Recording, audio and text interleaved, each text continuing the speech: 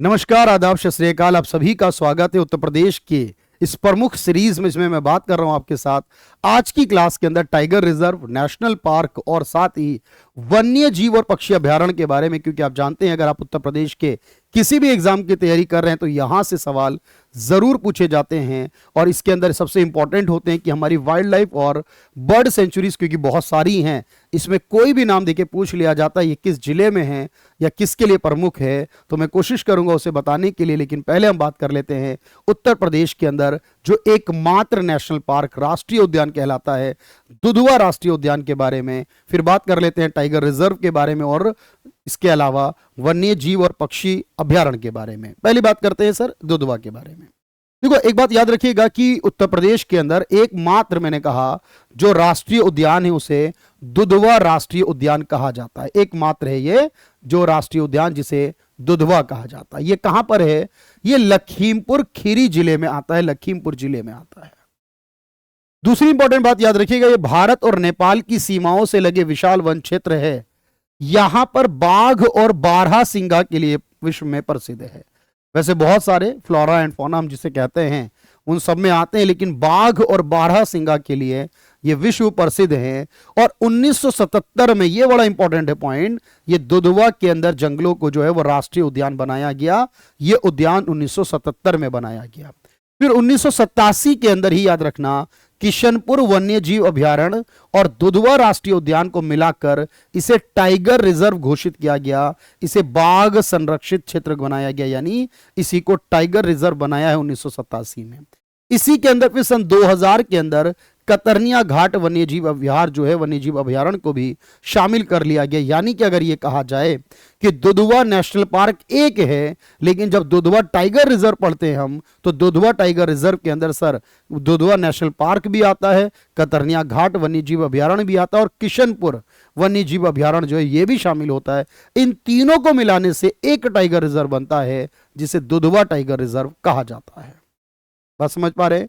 तो इसको बाद में बाघ संरक्षित क्षेत्र घोषित कर दिया गया था। और यहां साल और शाखू के वृक्ष जो हैं वो बहुत सारी मात्रा में पाए जाते हैं। तो ये इंपॉर्टेंट बात याद रखना, 77 में बना है राष्ट्रीय उद्यान और 87 में बना है टाइगर रिजर्व। तो ये एकमात्र है। अगर बात करूं मैं टाइगर रिजर्व के बारे में, तो मैंने कहा एक हमारा दुधवा टाइगर रिजर्व आता है सर, क्योंकि 4 टाइगर रिजर्व है उत्तर प्रदेश में। 5वां जल्द ही बनाया जाएगा, सुहेलवा वाइल्ड लाइफ सेंचुरी को यहां पर एक टाइगर रिजर्व में कन्वर्ट किया जाएगा।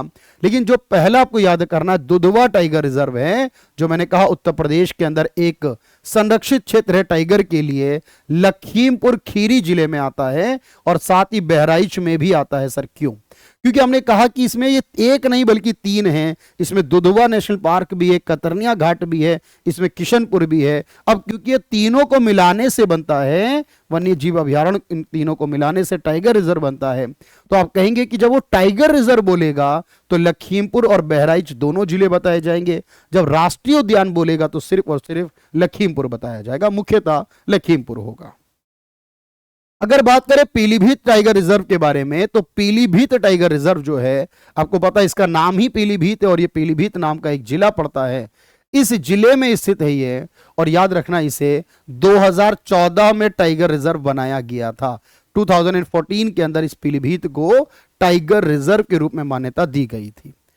एक आता है जिसे अमनगढ़ टाइगर रिजर्व कहते हैं, या फिर इसे न्यू जिम कॉर्बेट पार्क भी कहते हैं सर, क्योंकि ये जिम कॉर्बेट पार्क जो उत्तराखंड में स्थित है, ये उसी का एक बफर जोन है, उसका एक संरक्षित क्षेत्र है। क्योंकि पहले ये दोनों एक ही हिस्से में थे, एक ही उत्तर प्रदेश में थे।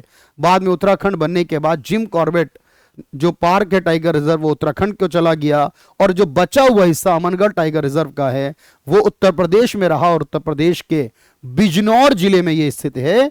अमनगढ़ टाइगर रिजर्व बिजनौर जिले में आता है उत्तर प्रदेश के अंदर। इसके अलावा हमारे पास एक चौथा टाइगर रिजर्व है जिसका नाम है रानीपुर टाइगर रिजर्व। ये जो रानीपुर टाइगर रिजर्व है चौथा है, रिसेंट बनाया गया। वैसे यहां पर याद रखना, इसे 2022 में एक टाइगर रिजर्व बनाया है रानीपुर को। इससे पहले याद रखना, ये ब्लैक बक के लिए, चिंकारा के लिए, ये जानवरों के लिए था। और ये रानीपुर वन्यजीव अभ्यारण्य था जिसकी स्थापना 1977 में हुई और अब वन्यजीव अभ्यारण्य से बदलकर ये टाइगर रिजर्व बन चुका है, जो कि राज्य का चौथा टाइगर रिजर्व। मैंने यहां पर एक बात और कही, यहां पर एक और बात याद रखना, ये किस जिले में आता है, ये चित्रकूट जिले में आता है। ये यहां पर याद रखना चित्रकूट जिले में आता है सर, ये चित्रकूट जिले में होगा। मैंने कहा पांचवा जो बनेगा वो सुहेलवा होगा। आप जानते हैं कि वो वहां पर श्रावस्ती में, बलरामपुर और गोंडा, ये 3 जिलों में है हमारा सुहेलवा वाइल्ड लाइफ सेंचुरी। और जब भी वो बनेगा तो 5वां टाइगर रिजर्व होगा उत्तर प्रदेश का। अच्छा, अगर हम बात करें बाकी के बारे में कि वन्य जीव अभयारण्य और पक्षी अभयारण्य जो हैं, जिन्हें वाइल्ड लाइफ और बर्ड सेंचुरीज कहा जाता है, ये कितनी है, तो इनकी संख्या बहुत है, याद रखना। इनमें से ही कुछ रामसर स्थल भी कहलाती हैं, जिनको रामसर कन्वेंशन के तहत चुन लिया जाता है। जैसे हमारे पास एक सरसई नावार वेटलैंड है, सरसई नावार झील कहलाती है, जो इटावा जिले में आती है, इटावा के अंदर है सरसई नावार। इसके अलावा बखीरा वन्यजीव अभयारण्य है हमारे पास, और यह आता है संत कबीर नगर जिले के अंदर। इसी तरह याद रखेंगे भाई, यहां पर अगला पॉइंट हमारे पास आता है सर एक चंद्रप्रभा वन्यजीव अभयारण्य के नाम से, जो कि चंदौली जिले में आता है। हस्तिनापुर वन्यजीव अभयारण्य जो कि अमरोहा, बिजनौर, गाजियाबाद, मेरठ और मुजफ्फरनगर जिले में आता है। इसी तरह अगर आप देखेंगे अगला हमारे पास आता है जो, उसको भी याद रखिएगा, उसको भी याद रखें भाई। जैसे कछुआ वन अभयारण्य है हमारे पास, ये वाराणसी जिले में आता है। कैमूर अभयारण्य है जो मिर्जापुर और सोनभद्र जिले में है। कतरनिया घाट वन्यजीव अभयारण्य जो बहराइच में, मैंने कहा इसको हमने दुधवा टाइगर रिजर्व का हिस्सा भी बनाया है।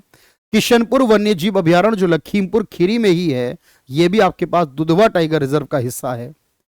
बहोसी जिला त्वरी कन्नौज जिले में है, बहोसी लाख जिसे कहते हैं, याद रखना, वन्यजीव अभयारण्य है। महावीर स्वामी वन्यजीव अभयारण्य जो है वो ललितपुर जिले में आता है। राष्ट्रीय चंबल वन्यजीव अभयारण्य आगरा और इटावा जिले में आता है। नवाबगंज बर्ड सेंचुरी है जो वो उन्नाव जिले में आती है। ओखला अभयारण्य जो है वो गाजियाबाद और गौतम बुद्ध नगर जिले में, नोएडा में आता है। यानी पार्वती अर्गा बर्ड सेंचुरी है जो गोंडा जिले में है। सुहेलवा अभयारण्य है जो बलरामपुर, गोंडा और श्रावस्ती जिले में है। रानीपुर अभयारण्य है जो बांदा और चित्रकूट जिले में है, जिसमें से अब एक रानीपुर टाइगर रिजर्व बन चुका है चित्रकूट जिले में। समन अभयारण्य है जो मैनपुरी जिले में आता है। समसपुर अभयारण्य है जो रायबरेली जिले में आता है। इसी तरह याद रखना सैंडी बर्ड सेंचुरी हरदोई जिले में है। सोहागी बरवा अभयारण्य महाराजगंज जिले में है। सुर सरोवर अभयारण्य आगरा में, जिसे कीथम लेक भी कहते हैं। सुरहा ताल अभयारण्य जो बलिया जिले में आती है, और सागर अभयारण्य जो महोबा जिले में है। ये कुल मिलाकर आप याद रखेंगे सर, यहां से सवाल जरूर बनता है कि कौन सा कहां पर स्थित है। ये सवाल आप देखिए, यूपी जीके की मैं क्लास कराऊंगा आपको, तो वहां देखेंगे कि इस पर सवाल ऑलरेडी कई एग्जाम में यूपी से रिलेटेड बार बार पूछे गए।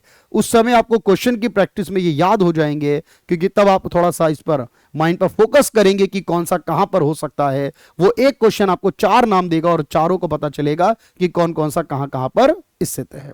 तो इस क्लास में इतना ही। आज की क्लास में हमने क्या याद किया सर, एक हमारे पास नेशनल पार्क है यूपी में, 4 टाइगर रिजर्व है यूपी के अंदर, और उसके अलावा बहुत सारी वाइल्ड लाइफ और बर्ड सेंचुरीज है यूपी में। ये सारी एग्जाम के लिए इंपॉर्टेंट होंगी।